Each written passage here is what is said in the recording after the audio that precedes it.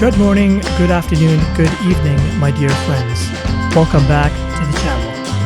It's a new day, and more importantly, it's a new year.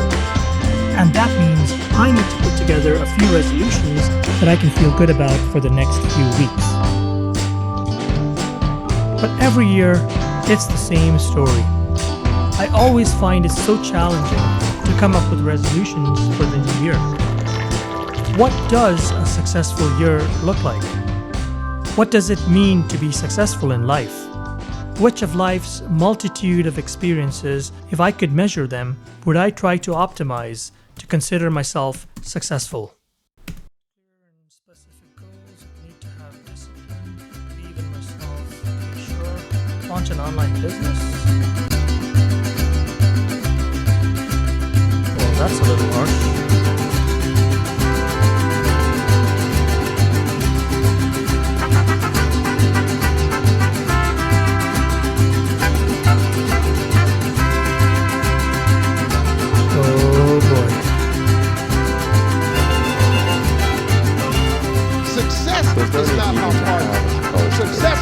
Three P's. You gotta annihilate, crush, or destroy. If you're getting P's, but I really want to just expand. I don't. So top 1%. The Future Authoring Program helps people do that, and basically it does a situational analysis of it. It helps you do a situation.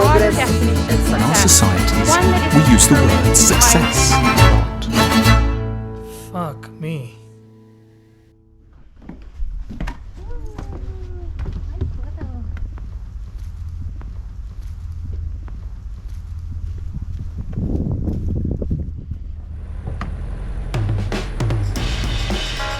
So, where did I stop my train of thought before I went down that rabbit hole? I was asking, which of life's many experiences should I try to optimize to become successful? For a long time, I found this question annoyingly complex and the answers frustratingly indecisive.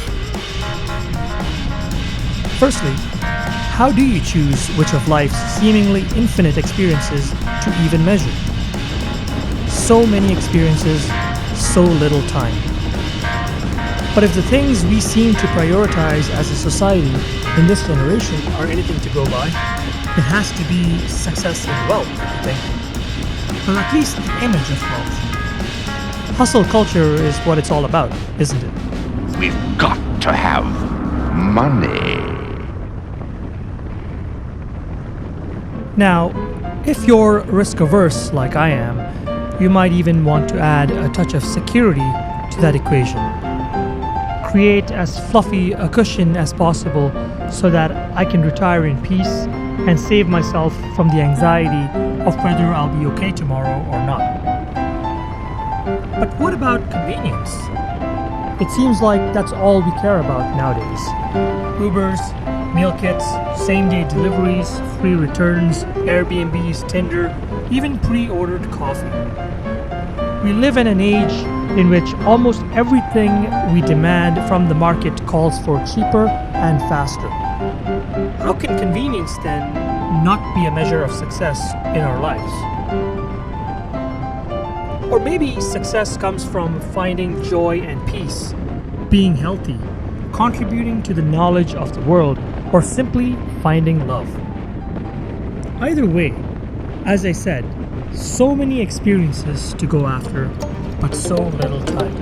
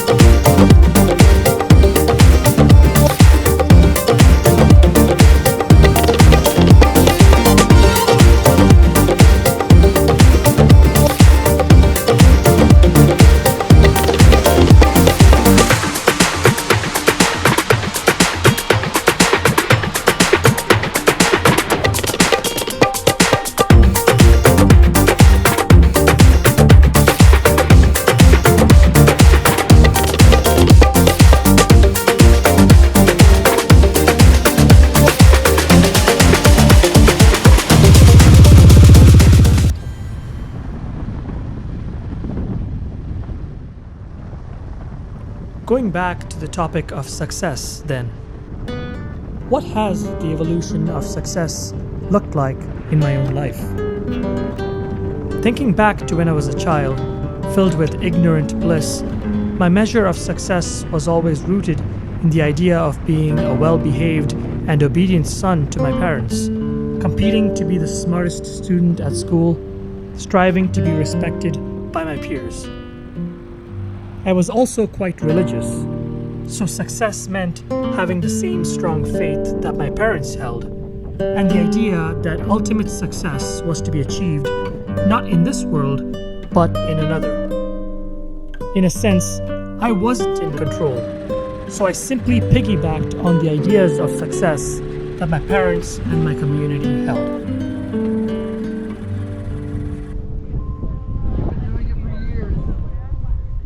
In my 20s, my ideas of success evolved into something about the strength of my intellect, my ability to think through problems and solution them, to pass out of university with a strong grade, to secure an internship, to get a good job in an industry that excited me, and to prove to myself and to society that I could be somebody.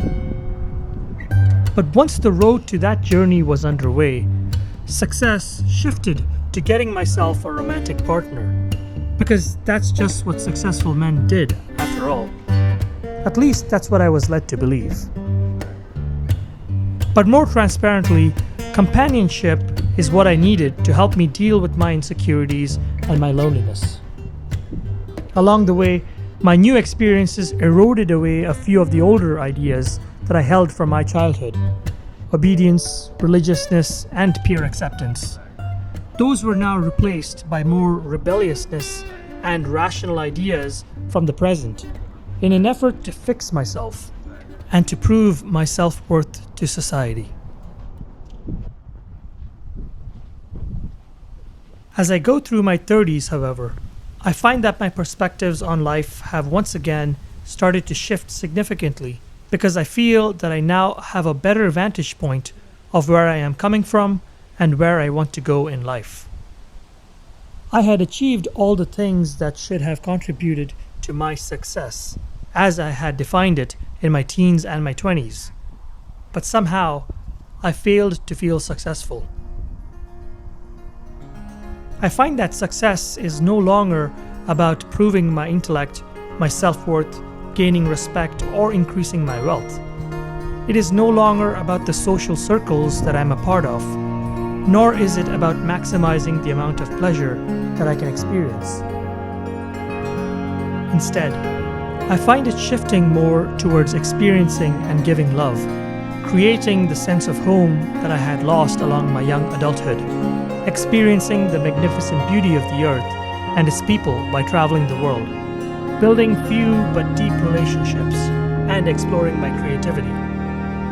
My ideas of success, just as in the previous stages of my life, are constantly evolving towards something I cannot yet put my finger on.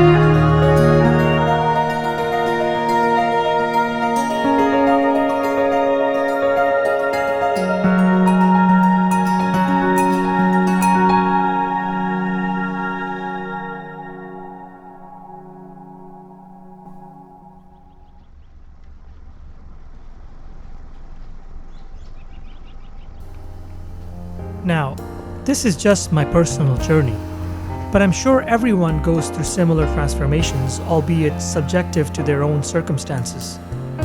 What's interesting though is that our ideas of success in life seem to evolve with the perspectives that we gather. The more variety and depth of perspectives we have in life, the more we are able to course correct our beliefs and establish what our true values are.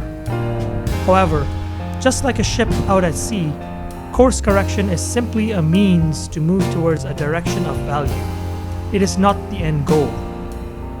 A ship that cannot establish a direction and course corrects forever is bound to be lost at sea. Comparably, mindlessly trying to seek out new experiences and perspectives through the entirety of life is likely to lead to confusion and a feeling of being lost in life. Rather, a better approach may be to seek out a wide variety of perspectives in our youth in an effort to understand our true nature, establish where our values really lie, and then seek out select experiences that provide depth and further exploration of those values. Course correct, then fine-tune the values.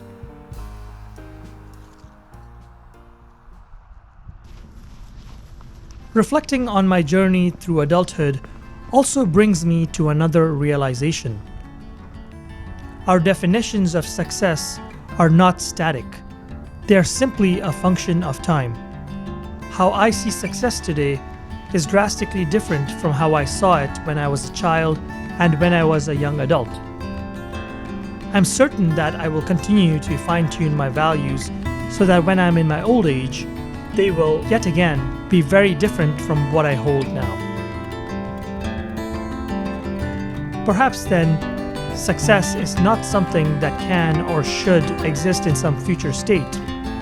It is not what's on the horizon, but it is the horizon itself. The ability to see and move towards that horizon is what makes us successful. Our ideas of success are what guide us towards the things we value in life. Maybe it's our ability to move towards those values then that make us successful, not what we will find when we get there.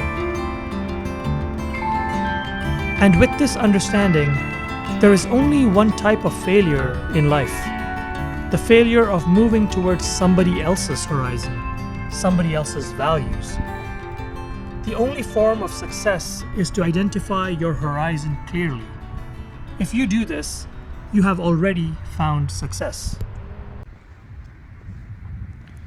So going back to the original question then, which of life's multitude of experiences would I try to optimize to consider myself successful?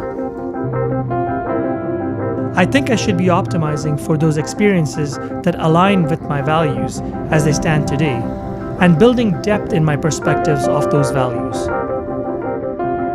I think I should be open to course correct what those values are if I ever feel lost again. As long as I'm moving towards my true values and not stagnating, I might find that success is not as elusive as I once thought it was.